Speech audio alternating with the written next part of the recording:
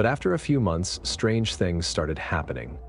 It was small at first. He'd come home and find the front door unlocked, even though he was sure he had locked it before leaving. A window slightly open when he knew for a fact he had shut it. Then there were little things inside the house. A chair slightly pulled out, a drawer open, a coffee cup he swore he hadn't left on the counter. At first, I thought maybe I was just exhausted, Kevin said. You know how it is, long shifts, barely getting any sleep. Maybe I just wasn't paying attention. That excuse worked for a while, but then he started noticing Earl more and more, sitting on his porch, watching.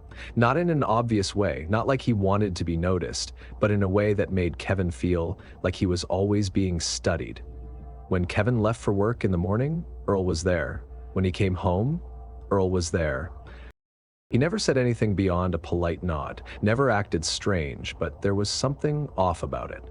Then, one night, Kevin came home late to find something on his nightstand, a keychain with a tiny flashlight attached to it. It wasn't his. He had never seen it before. He felt his stomach drop. He checked the doors, the windows, everything was locked. There was no sign of forced entry, no indication that anyone had broken in, but someone had been inside. Someone had left that keychain there.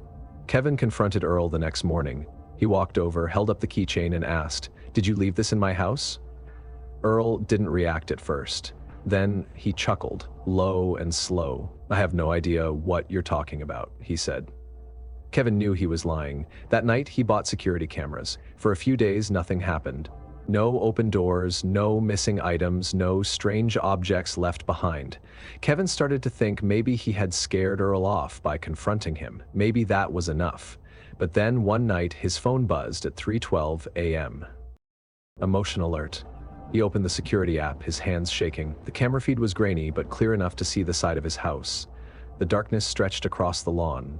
And then, movement. A shadow near the side window. Someone was crouched low, fiddling with the latch. Kevin sat up in bed, his heart hammering. He watched as the figure tried to push the window open. Then the person looked up, and Kevin saw the face. "Earl?" He was smiling. Kevin grabbed the baseball bat he kept by his bed and crept down the hallway, his adrenaline spiking with every step. He could still see the camera feed, still see Earl, still see him moving with practiced ease like he had done this 100 times before. The back door handle rattled. Kevin gripped the bat tighter, waiting. The door creaked open. Kevin swung. The bat connected with a sickening thud, and Earl collapsed onto the ground, groaning in pain. Kevin stood over him, breathing hard, his hands shaking. The police arrived minutes later, pulled Earl to his feet and snapped cuffs around his wrists. He didn't resist. He didn't fight back. He just smiled. "You think this changes anything?" Earl muttered, as they led him to the squad car. The officers took Kevin's statement, reviewed the footage, and confirmed what he already knew. Earl had been breaking into his house for weeks, maybe longer. He was charged with trespassing and breaking and entering. Even after Earl was arrested, Kevin couldn't shake the feeling of being watched. He changed the locks, added more cameras, installed a full security system, but his home, once a place of comfort, now felt like a cage. He started checking the cameras obsessively, scanning the footage at all hours of the night, waiting for the next shadow to appear. He lasted another 3 months before he broke. "I couldn't take it anymore," he told me. "Every time I closed my eyes, I thought I'd wake up to find him standing over me. I had to get out." Kevin sold the house. He packed up his things, left the town behind, and moved into an apartment in the city where he could disappear into the noise, into the crowd. But even there, even now, he still can't sleep without checking the locks at least 3 times. He still wakes up some nights with the feeling that someone is standing just outside his window. And sometimes, when he looks at his phone in the middle of the night, there's a motion alert. No figure, no face, just the empty darkness of his backyard. I met Kevin for one last drink before he left town. He looked tired, worn down, like the past few months had eaten away at him from the inside out. He didn't say much about where he was going, just that he needed to be somewhere crowded, somewhere he could blend in and never think about Earl Whitman again. I couldn't blame him. After everything he had been through, I wouldn't have stayed either. I told myself that he had done the right thing, that moving away was the only option. Some neighbors weren't just annoying or nosy. Some neighbors weren't people you could reason with. Some neighbors would always be watching. After Kevin left, I kept thinking about what he said, about that feeling of being watched, about the way paranoia creeps into your bones and never quite leaves. Maybe that was why I was drawn to Jake's story. Maybe, deep down, I was starting to wonder if some people were just cursed to always find the wrong kind of neighbor. Jake Wilson was a journalist. He had spent most of his career covering crime stories, chasing down leads in places most people wouldn't dare set foot in. He wasn't easily shaken. That was what made his story so unsettling. He had been living in a small town in New Hampshire, trying to escape the chaos of the city.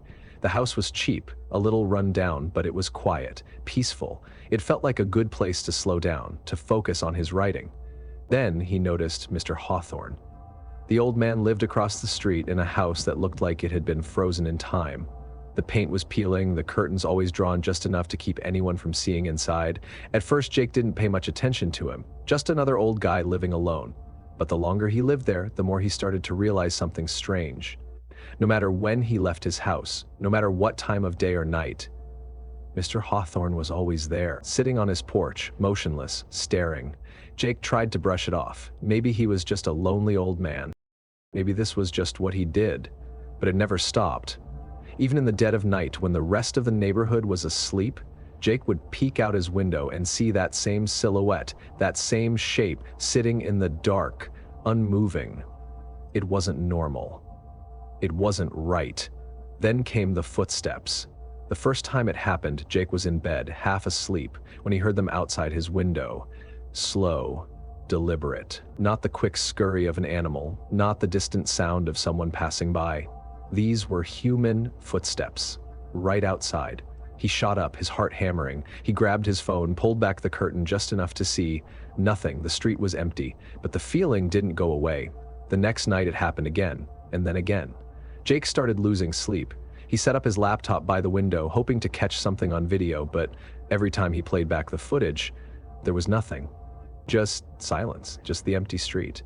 Then one night he woke up to a noise inside the house. A soft creak, like the sound of weight shifting on old wood. His stomach clenched. He reached for his bedside lamp, flicked it on. Nothing. He told himself it was the house settling. That was all. That was the only explanation. But as he laid back down, his breath still unsteady, he glanced at the window. The curtain had been pulled back, just an inch, just enough for someone outside to look in. He sat up, his hands clammy, his pulse thudding in his ears. He hadn't left it like that, he was sure of it. The next morning, he locked every window, checked every door twice. He went across the street, knocked on Mr. Hawthorne's door. No answer. He waited, knocked again, still nothing. The house was silent, lifeless. That night, he sat by his window with his laptop, watching, waiting. Midnight came, then 1, then 2. Then, at exactly 3:17 a.m., something moved across the street. Hawthorne stood up from his chair. Jake had never seen him move before, not once. He had been living there for months, and in all that time, Hawthorne had never left that porch, never stood up, never shifted. But now, in the middle of the night, he was walking toward Jake's house. Jake's throat tightened. He reached for his phone, his hands shaking. He watched as Hawthorne crossed the street, stopped at the edge of his driveway, and just stood there, watching. Jake's stomach twisted. He forced himself to move, to get up, to lock the front door, even though he already knew it was locked. He pressed his back against the wall, listening, waiting, his breath shallow and uneven. Minutes passed. Then an hour, then 2. Finally, as dawn crept over the horizon, Jake peeked out the window. Hawthorne was gone. Jake didn't sleep that day. He didn't even leave the house. He spent the next few hours searching for any records, any news about the man across the street.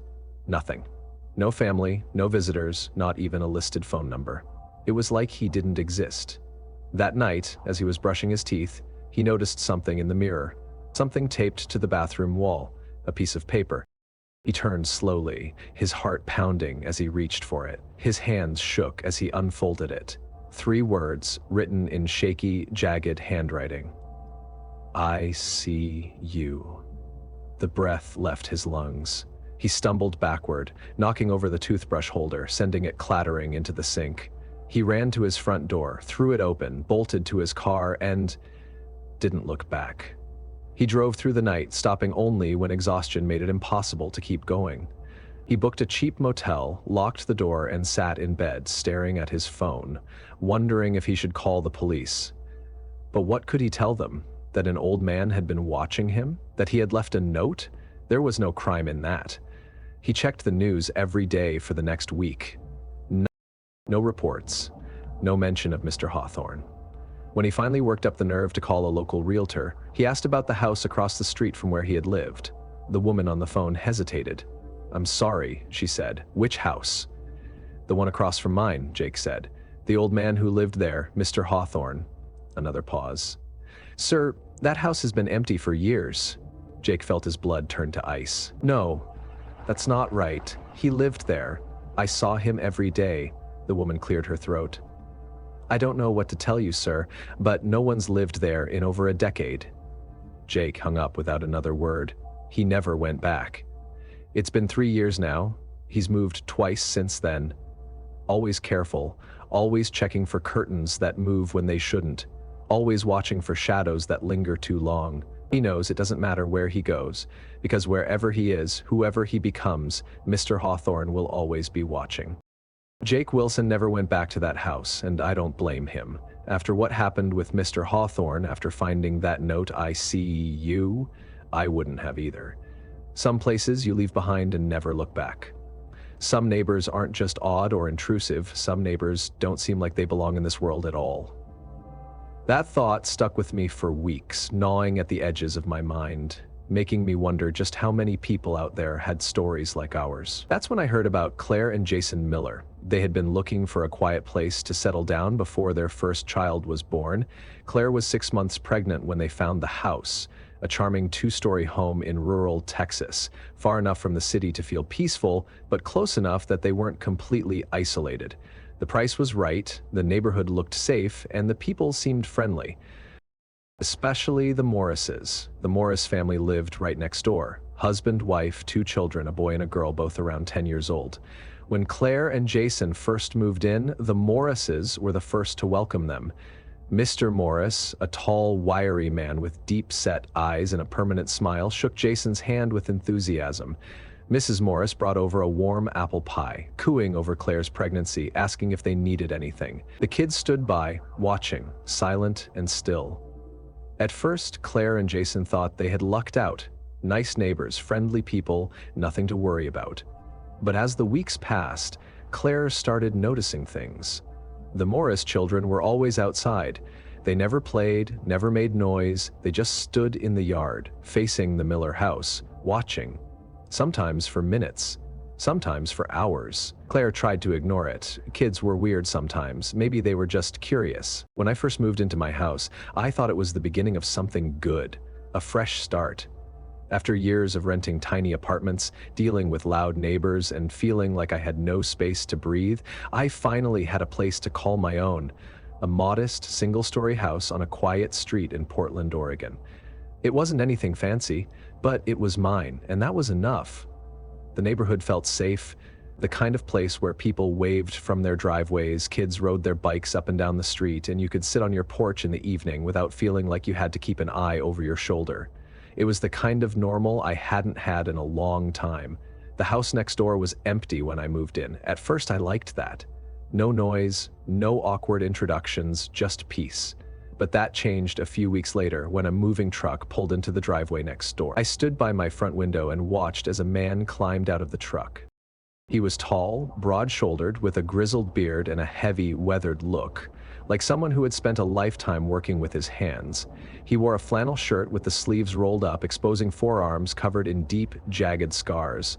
He moved slowly, deliberately, his boots heavy against the pavement as he surveyed his new home.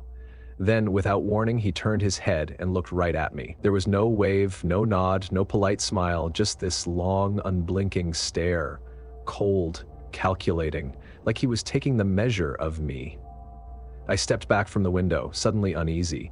I wasn't sure why. He hadn't done anything wrong, not really. People move into houses every day. But something about him didn't feel right. His name, I later learned, was Tommy Reynolds. I didn't see much of Tommy at first. The shades in his house stayed drawn, and he never seemed to be outside during the day. But at night, that was a different story.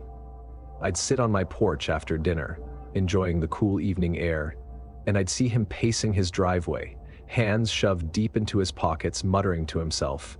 His head would twitch slightly as he walked, his eyes darting up and down the street like he was waiting for something. Or someone. The first real interaction happened while I was trimming the bushes by the fence. I looked up and saw him standing on his porch, watching me. His arms were crossed, his expression blank. I hesitated before forcing a polite smile. "Hey, how's it going?" For a long moment, he didn't answer. Then, finally, he nodded. "You live alone?" His voice was deep and gravelly, like he had spent years smoking unfiltered cigarettes. The question caught me off guard. Something about the way he asked it made my stomach tighten. "Yeah," I said hesitantly. "Just me." He nodded again, his mouth barely moving. "That's good." "Good?" Before I could ask what he meant, he turned and went back inside. I started noticing other things after that. The light from his bedroom window would flicker on and off at odd hours of the night. Sometimes I'd wake up at 3 a.m. and see him standing by the fence, looking into my yard. One night, I was taking the trash out when I noticed footprints in the dirt by my back door. Boot prints. Big ones. I stopped dead, my pulse hammering in my ears. Someone had been standing there, watching my house. Watching me. I tried to rationalize it. Maybe it was a delivery guy. Maybe I stepped there earlier and didn't remember, but deep down I knew it was him. I came home from work late, around 10 p.m., and as I pulled into my driveway, I saw something that made my blood run cold. My mailbox was smashed in. Not dented, not tipped over, smashed, like someone had taken a bat to it. I killed the engine and just sat there, gripping the steering wheel. The street was empty. Tommy's house was dark, but I felt him watching me. I could feel his eyes, even if I couldn't see him. That night, I lay in bed, staring at the ceiling, waiting, listening. Then it happened. Bang, bang, bang. Someone was pounding on my front door. I shot up, my heart slamming against my ribs. I grabbed my phone with shaking hands and dialed 911. "There's someone at my door," I whispered. "I think it's my neighbor. He's trying to get in." The dispatcher kept me on the line, but by the time the police arrived, the pounding had stopped. Tommy's house was dark. They couldn't do anything. No proof, no witnesses, just my word against his. But I knew it wasn't over. The next morning, I saw him again, standing in his yard, smirking. Something inside me snapped. I stormed across the lawn. "What the hell is your problem?" He took a slow step forward, his smile widened. "You think the cops will help you?" His voice was quiet, almost amused. "I've been through worse than this. You won't win." I stepped back, realizing just how dangerous he really was. That night, I made a decision. I put my house up for sale. I didn't care about the money, I didn't care about the hassle, I just needed to get out. It took 3 months, but eventually I found a buyer. The day I left, I didn't look back. Even now, in my new home, I can't shake the feeling that someone is watching me, and I don't think I'll ever trust my neighbors again. Leaving my old house behind felt like escaping a nightmare. Tommy Reynolds had turned my peaceful home into a prison, a place where I could never relax, never feel safe. I had told myself that once I moved, everything would be different. I would find a quiet place where the neighbors minded their own business, where I could finally feel normal again. That was the plan, and for a while it seemed like it was working. Rachel and I found a beautiful 2-story home in Charleston, South Carolina. It had a big yard, a charming front porch, and enough space for us to start our lives together. The neighborhood was quiet, filled with families and older couples who had been living there for years. It was the kind of place where people took care of their lawns, where the mailboxes were all standing upright, where nothing seemed out of place. It felt safe. On the day we moved in, we were greeted by a sweet-looking elderly woman from next door. She introduced herself as Mrs. Calloway, beaming as she handed Rachel a warm casserole wrapped in foil. "I've lived here for over 30 years, she said, her voice high-pitched and cheerful. "I always make sure to welcome the new folks properly. If you ever need anything, anything at all, don't hesitate to ask." Rachel and I exchanged polite smiles. We thanked her, accepted the casserole, and went inside, thinking she was just a friendly old lady. It wasn't until later that we realized she wasn't just being neighborly. She was watching. At first, her attention felt harmless. Every time Rachel stepped outside to water the plants or check the mail, there she was, waving enthusiastically from her porch. It became routine, her sitting there, watching as we came and went, always calling out something cheerful. "Hope you're settling in okay," or "The roses need a little more shade in the afternoon." Sometimes she'd shuffle over with a plate of cookies or a dusty book she thought we might enjoy. It was excessive, but we assumed she was just lonely. The visits started getting more frequent. She'd knock on the door at odd hours, sometimes early in the morning, other times late at night, always with something in her hands. A loaf of homemade bread, a jar of jam, a handful of old newspaper clippings she thought we might find interesting. We tried to be polite, but it started to feel like we had no privacy. One evening after a long day, Rachel and I had just settled onto the couch to watch a movie when a sharp knock rattled our front door. Rachel sighed. "It's her, isn't it?" I got up, already knowing the answer. When I opened the door, there she was, smiling like she hadn't just ignored the fact that it was nearly 10 o'clock at night. She held out a plate of muffins. "I thought you might like a little treat," she said sweetly. I forced a smile. "That's really nice of you, Mrs. Calloway, but it's late." We were just about to call it a night. Her smile didn't falter. If anything, it grew wider. "Oh, I just hate to think of you two going to bed without something sweet." The next morning, I decided to set some boundaries. When she knocked again, this time with a basket of peaches, I politely told her that while we appreciated her kindness, we needed some space to settle in. For the first time, her expression shifted, just slightly. The cheerful mask cracked, revealing something colder beneath. But it was gone in an instant, and she nodded with a tight-lipped smile. "Oh, of course, dear. I just care about my neighbors, that's all." I should have known then that it wasn't over. That weekend, Rachel and I spent the afternoon working in the backyard. It was sunny, peaceful. For the first time since moving in, we felt like we could breathe. Then I felt it, that prickling sensation on the back of my neck, like someone was watching. I turned my head slightly, glancing toward Mrs. Calloway's house. And there she was, standing on her porch, staring at us. Not waving, not smiling, just staring. Rachel noticed too. She shuddered. "Jesus, she's really creeping me out now." I nodded. Enough was enough. The next morning we installed a fence. That night I woke up to the sound of movement outside. I shot up, heart pounding. Rachel was still asleep beside me, but I knew I hadn't imagined it. Slowly I climbed out of bed and crept to the window. The back gate was open. My stomach knotted. Had I forgotten to lock it? I was sure I had. Then I saw it. Footprints in the dewy grass, leading up to our house. Rachel and I agreed to install security cameras. It felt extreme, but something wasn't right. The cameras were meant to catch anything suspicious outside. Instead, they revealed something far worse. Rachel was dusting the bookshelf in the living room when she found it. A tiny black lens peeking out from between the books. Hidden, watching. Then we found another. And another. One in the kitchen, one in the hallway. Our stomachs dropped. Someone had been in our house. We already knew who.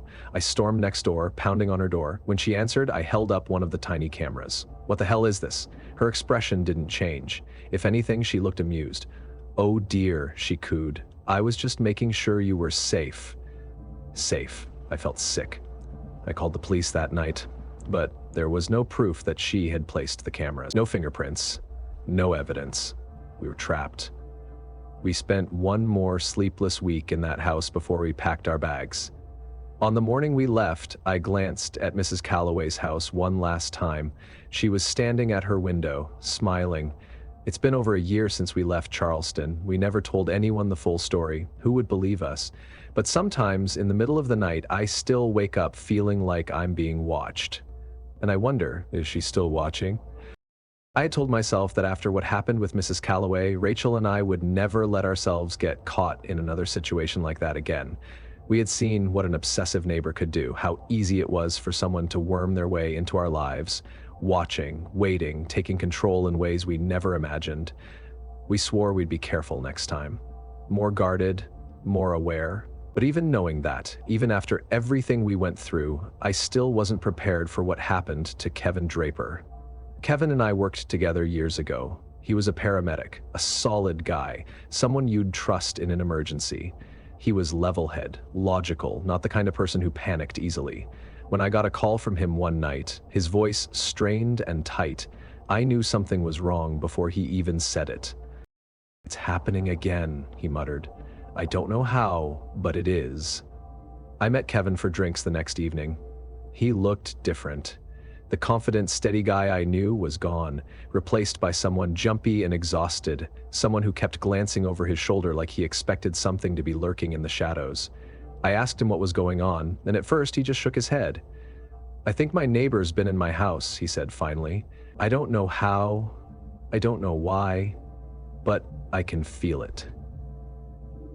I didn't question it. I had been there myself. I let him talk. He had moved to a small town outside of Denver, Colorado. After years of dealing with stress and long hours, he wanted something quieter, something simple. The house he found was perfect, small, secluded, nothing flashy, just a place to come home to at the end of a shift and unwind. His closest neighbor was an older man named Earl Whitman. At first, he barely noticed him. He was quiet, kept to himself, never made any trouble. But no matter when she looked out the window, morning, afternoon, late at night, there they were. Jason brushed it off. "They probably just don't get a lot of new people around here," he said. "Give it time." But Claire couldn't shake the feeling that something was wrong. Then came the handprints. One night, Claire woke up with a jolt, her heart racing. Something had startled her, but she wasn't sure what. The room was quiet, Jason asleep beside her. She took a deep breath, rubbing her belly, trying to calm down. Then, on instinct, she turned toward the window. The breath left her lungs. Handprints. Small, smeared handprints all over the glass. Dozens of them, pressed against the window from the outside. She screamed, waking Jason, who bolted upright and turned to see what had terrified her. He grabbed a flashlight and rushed outside, scanning the yard, looking for whoever had been there. But the yard was empty. The only thing left behind were the prints on the glass, still wet, still fresh. Jason wanted to call the police. Claire stopped him. "What would we even say?" she whispered. "That some kids put their hands on the window?" The next day, Jason caught Mr. Morris in the backyard, digging. The hole was wide, deep, too deep for planting anything normal. Jason leaned over the fence. "What are you working on?" Mr. Morris didn't look up. "Just some maintenance," he said, his voice light, casual. "Ground shifts out here. Gotta keep things steady." Jason frowned. "Looks like a big job." Mr. Morris finally lifted his head. His smile was too wide, too forced. "It's best you don't ask questions." Jason didn't say another word. That night, Claire dreamed of being buried alive. She woke up gasping, clutching her stomach, feeling the baby kick. Something was wrong. She could feel it. The next morning, she went down to the basement to grab some laundry. The house had an old root cellar, mostly empty except for a few old wooden shelves. She rarely went down there. But today, something caught her eye. A small wooden door in the farthest corner of the cellar. She had never noticed it before. It was cracked open. A damp, musty smell seeped through. Claire hesitated, every instinct telling her to walk away, but something inside that dark space was calling to her. She reached out, pulled the door open. At first, she didn't understand what she was looking at. The space was small, barely big enough for a person to crouch inside. It looked like someone had been living there. A makeshift bed made of old blankets, wrappers from snacks they didn't buy, a few empty water bottles. Then she saw the pictures, dozens of them, taped to the walls, scattered on the floor, pinned to the wooden beams, pictures of her, pictures of Jason. Some taken from outside their house, some taken from inside, some taken while they slept. Claire's vision blurred, her stomach twisting with horror. She stumbled backward, her hand slamming against the wooden shelf, knocking over an old metal canister. A sound, a sharp intake of breath. Claire froze. She wasn't alone. Someone was inside the crawl space. A shadow shifted in the corner. A low, rasping breath. She ran. She screamed for Jason, for anyone, for help. Jason came rushing down the stairs, but when he yanked open the door, the space was empty. No one there, just the pictures. Claire was already packing by the time Jason came back upstairs. "We're leaving," she said, "tonight." Jason didn't argue. They grabbed what they could and left without looking back. They didn't even lock the doors. They never went to the police. They never called the Morrises. They never told anyone what they found in that basement. And yet, even in a new town, even in a different house, Claire still wakes up some nights, heart pounding, feeling like someone is watching. And sometimes, when she looks out the window, she swears she sees small handprints pressed against the glass.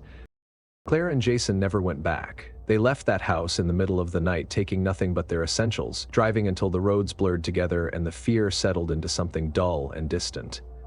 Some houses should stay empty. Some neighbors should be left alone. But no matter how far you run, some things follow you. Some things never let go. Nicole Foster knew nothing about the Millers. She didn't know about the Morrises or the handprints on the glass, but if she had, maybe she would have chosen somewhere else. Maybe she would have second-guessed signing the lease for the little third-floor apartment in New Orleans. Maybe she would have taken the unease she felt the first time she stepped inside a little more seriously. She had wanted a fresh start. After a bad breakup and a year of bouncing between cheap rentals, she was ready for something stable. The apartment was old, but it had charm. Wooden floors, high ceilings, a wrought iron balcony overlooking the French Quarter. The rent was low, suspiciously so, but she convinced herself it was just a lucky find. The building was quiet. Too quiet. Her closest neighbors were an elderly couple on the first floor who barely left their unit. There was no one living above her. That was what made the sounds so strange. The first night she heard footsteps, slow, deliberate, pacing back and forth. She stared at the ceiling, listening as they moved from one side of the room to the other. She told herself it was just the building settling. The second night, the footsteps returned, louder this time, heavier. Nicole stood in the middle of her apartment, staring at the ceiling. There was nothing up there but the attic. The unit above hers had been vacant for years, according to the landlord. No one lived there, but someone was walking. The next morning, she mentioned it in passing to the building's caretaker, an old woman named Ms. Landry. The woman's face darkened immediately. "You don't go up there," she said. "Whatever you hear, whatever you think you see, you don't go up there." Nicole laughed it off, but that night, she locked her bedroom door. Things got worse. Her belongings started moving. A coffee mug she had left in the sink would appear on the kitchen table. Her bedroom curtains, which she always closed before bed, would be slightly open in the morning. One day, she came home to find her shoes neatly lined up by the door, toes pointed outward, as if someone had stepped out of them. She started to feel like she wasn't alone. One night, as she was brushing her teeth, she glanced up at the mirror and froze. The bathroom door behind her was cracked open just slightly. She had closed it. She turned, heart hammering, and stepped toward the door.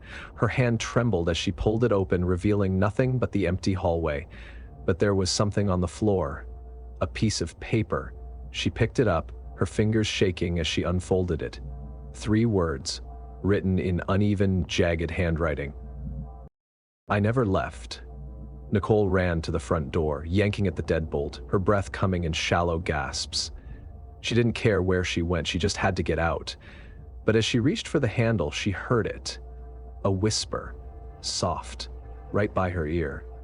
"Don't go." The apartment suddenly felt suffocating.